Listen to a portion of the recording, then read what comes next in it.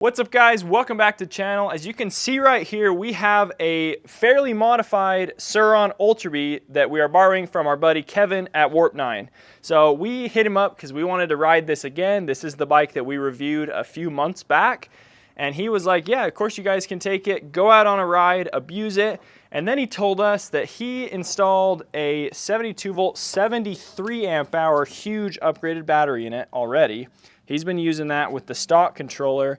And then he said, you know what, I also have a brand new unreleased Torp TC 1000 controller specific for the Ultra Bee that needs to get put on. So I was like, we're gonna put it on and we're gonna go test it. So that's what we're gonna do today. We're gonna install this controller, see how it runs with the stock motor and the upgraded 72 volt battery. We're gonna see what kind of power we can get out of it. And then we're gonna be installing this ginormous Surron motor. This is specific for the Ultra Bee. This thing is massive. I can literally barely lift this thing. It's gonna go on there and we're gonna run some huge power. In our next video, we're gonna be comparing the fully modified Surron Ultra Bee to our fully modified Talaria Sting Rs. A lot of people think that they kind of end up being the same bike when you do this, but we're gonna show you that they are very different and they're for totally different purposes and why you might pick one over the other. And also comment down below if you want to see a range test on this massive 72 volt, 76 amp hour battery on this heavy modified bike. Let's get into installing the controller and then we'll do some tests. All right guys, drag race. I'm on the Ultra Bee, Reed's on the Talaria Sting R, 72 volt. Let's get her going. We're gonna do a little bit of a rolling race because we got so much power. Okay, ready, get set, go. Oh, he's going. This is fast though. Wow, this Ultra Bee is still way impressive at 12.5 kilowatts and with added weight, added bigger wheels. Those bikes are fast, you guys. This one, for being stock, it's really fast. I know. I don't know what we're gonna do with the 30 kilowatts that we might be pushing with it. It's got the huge sprocket, but also it's probably 20 pounds heavier with all those upgrades on it. We literally can't do a standing drag race because we'll both wheelie over backwards. So we have to kind of do a little bit of a rolling race to make it as fair as possible. Okay, let's go switch controllers. All right, we have to admit, we don't know a whole lot about Torp controllers. They've been only specifically for the Surron Light Bee for a long time, and they haven't had a Talaria version until really soon. There is one coming out. So there's more Torp in our future. We're gonna be testing one on a Talaria at some point, but today we're really excited to test the brand new TC 1000 on the Ultra Bee. We know this is a powerhouse of a controller, and based on the specs, it's pretty freaking impressive. This is the actual controller here. It's tiny. This thing is super solid though. Like, it's definitely potted and waterproof, so it's gonna be a durable controller. Has this really cool heat sink that mounts to it. In this case, we have it matching the decal kit on Kevin's bike, so that would be super cool to see on there. You get a little wire harness and some bolts to be able to mount this onto the bike. So that's really all you get. There is a customized tunable app that we'll be showing you guys later in the video, but we're gonna start taking this apart, get this controller installed, and then later we'll put the motor on as well, this big dog right here. While Lance gets this controller swapped over, let's talk about all the upgrades that are on this bike. It's got the Warp 9 wheels with titanium spokes. It's got the rotors, and these wheels keep the traction control. It's also got Warp 9 sprocket, upgraded chain. It's got this as a prototype, adjustable chain guide. It's got titanium bolts everywhere on it. Here's the traction control. It's got titanium everywhere. It's got a kickstand. It's got the huge 72 volt, 76 amp hour battery. More titanium literally everywhere. It's got this vibration dampening bar mount. That's sick. Brake levers, hand guards.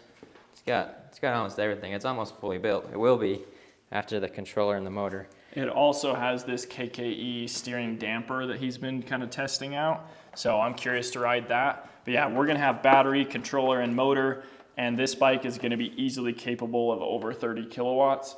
I don't know that we're gonna be able to use that, but we're gonna give it a try, and this is gonna be the fastest bike we've ever ridden.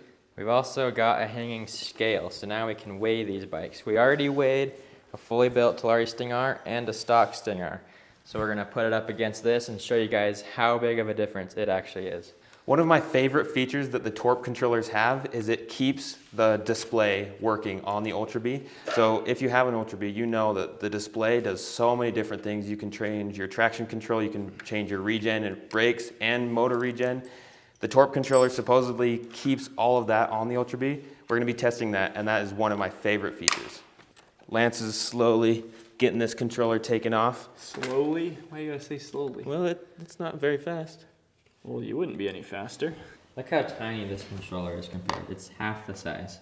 Half the size of our X9000 controller too.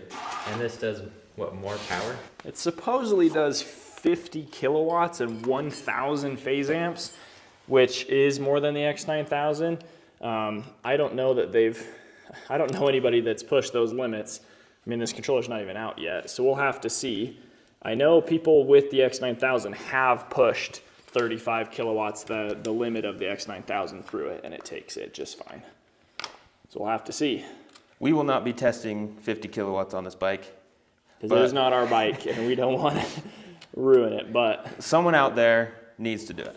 Okay, we are in the process of getting everything swapped over, and we decided to just go ahead and swap the motor because we don't really have time to find the limits of this motor to show you guys, and a drag race really isn't going to do that.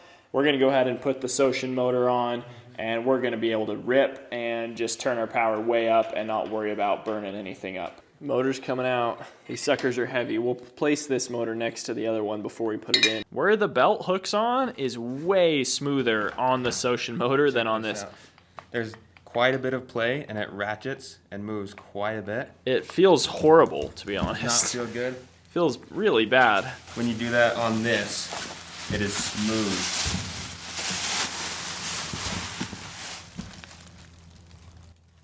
You guys can tell the difference pretty easy on camera there. Yeah. So we're hoping this bike's going to be even extra smooth along with 30 kilowatts. This one? Surron motor going in. I love the gray. I think it looks nice and premium. All right, you guys. So we, as you can see, got the Surron motor literally all the way installed. And then I noticed something, that being the plug for the motor sensor is totally different. So the motor sensor on the Surron is a 6-pin, 6-wire output because it's a Hall sensor motor.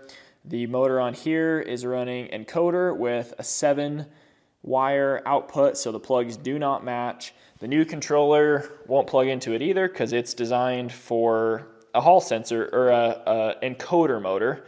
So this is the wrong motor for the Ultra Bee. We need to be able to get the right one, and so we're not putting it in right now. We're going to put the stock motor back in. Still plenty capable. We're still going to be able to run a ton of power through it and have a bunch of fun, but slightly bummed out on that.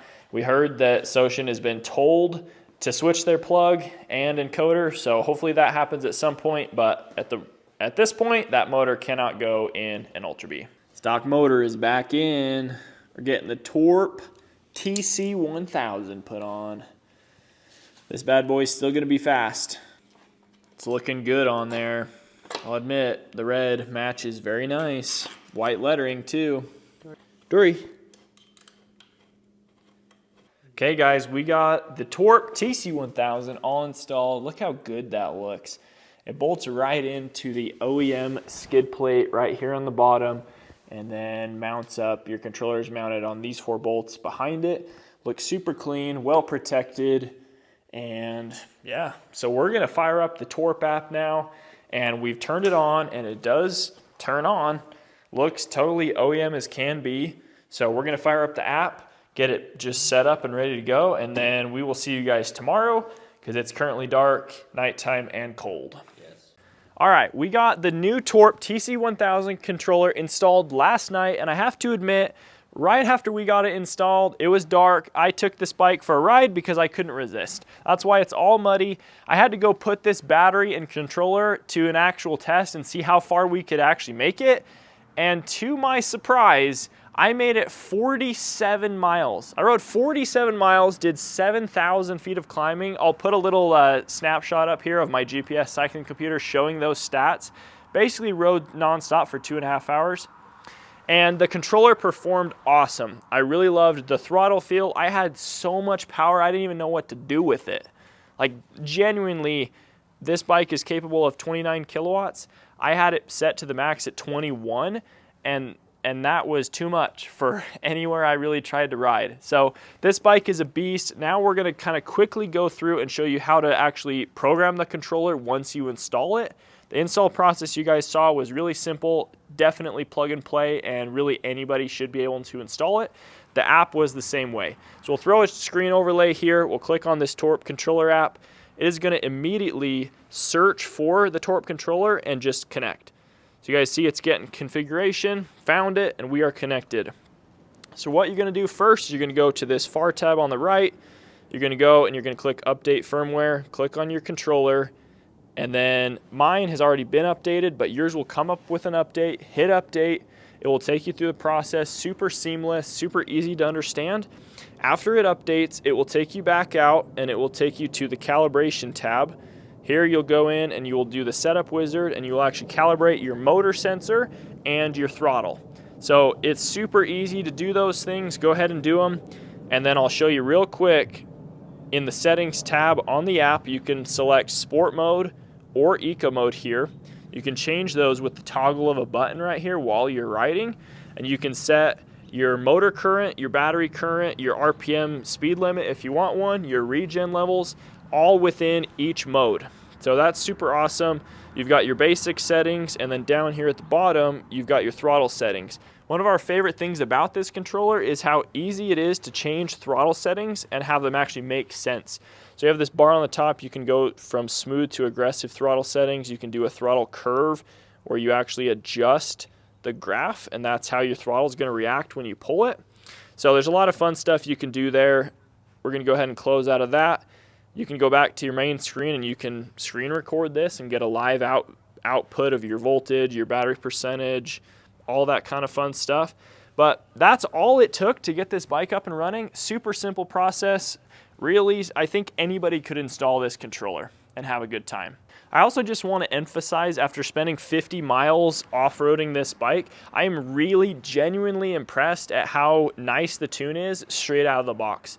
All I did on that throttle profile was go to slightly more aggressive in the throttle feel, and it feels amazing. All the way through the power band, I have power whenever I need it, extremely smooth. The motor feeling is extremely smooth as far as how the controller is communicating with it. In the other controllers we've tested, such as our EBMX X9000, we're really impressed with where we were able to get the throttle, but this out of the box felt better. Our EBMX took a little bit more work to get it to where we really like it, and again, we're super satisfied with it. I'm not saying we don't like it, it just took more work. Our KO controller that we had previous to that, we couldn't ever get the throttle to feel as good as this or our EBMX X9000s. We are interested to try KO again at some point because they have had some pretty drastic updates that have supposedly fixed that. But again, just from what we've tested, very impressed with the feel of this controller and I'm pretty dang happy with it.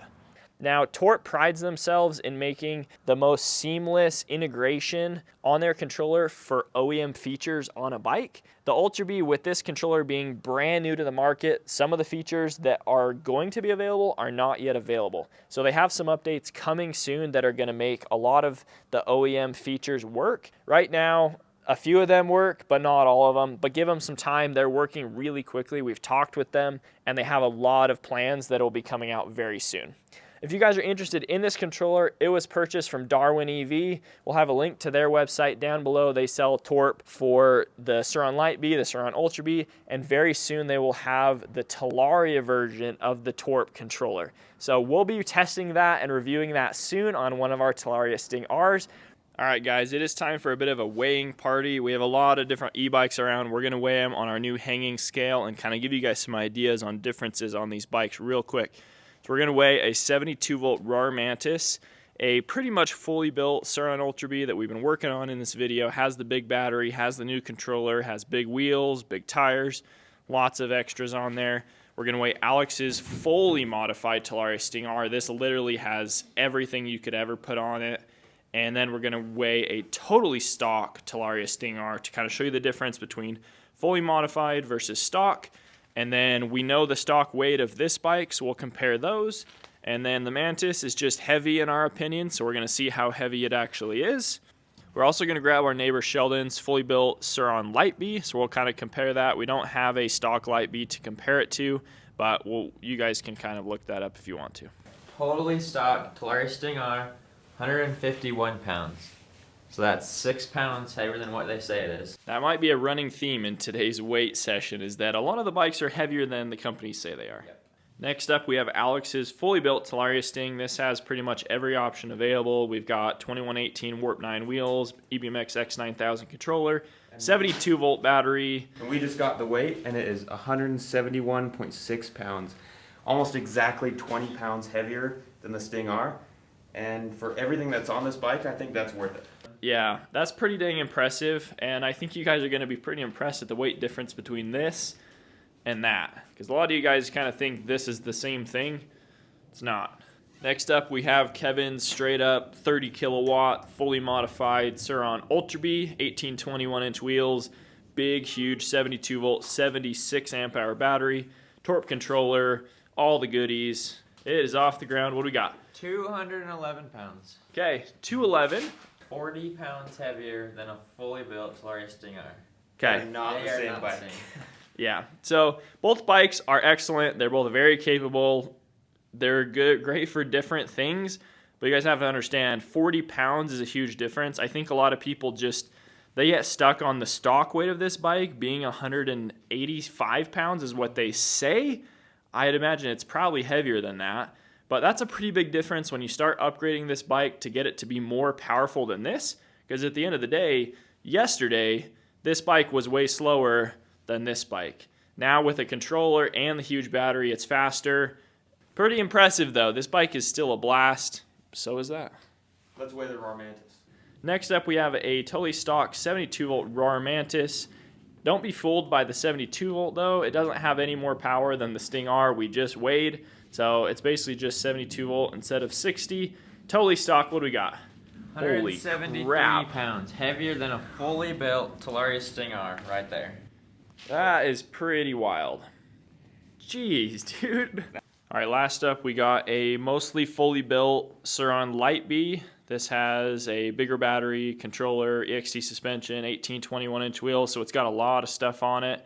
And our weight is 148 pounds. That's pretty dang impressive for a very powerful modified Light B. So, I mean, there is something to having a lighter Surron in the game, but I don't know. I would still take my Talaria Sting with a little more weight. I just like the feel a little bit better, but that's pretty dang impressive. New drag race, 72 volt Talaria Sting tuned to 20 kilowatts, upgraded Surron Ultra B with a Torp TC1000 controller, also set to 20 kilowatts, both running 700 phase amps. We're gonna do like a 15 mile per hour rolling drag race. Alex is up there filming. Here we go. Okay, I'm gonna count it down. 3, 2, 1, go!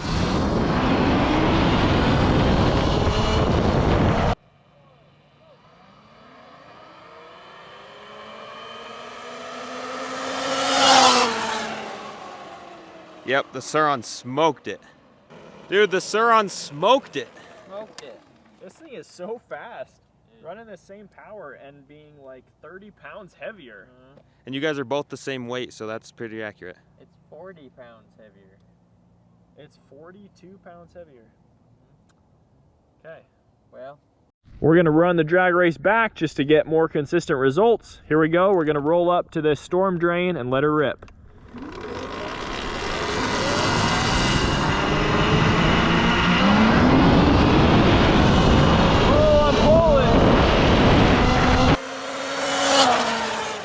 Wow. I think we need to turn the Ultra B up. So that's about the limit on the Talaria Sting with my stock motor, but that is not the limit on the Ultra B. It can go quite a bit faster. bike is sweet. Yep, the Ultra got him still. This bike is so fast. We're running the same settings and my bike's 40 pounds heavier and we're like neck and neck, and then I just roll off. That's awesome. Let's turn it up, see what happens. Let's go. Drag race number 3, I am turned up to the max on the stock Ultra B motor, 29 kilowatts, 700 phase amps. Reed's turned up to the max on that motor, 20 kilowatts, about 800 phase amps. And here we go, rolling race up to the storm drain again, and we're gonna let her rip.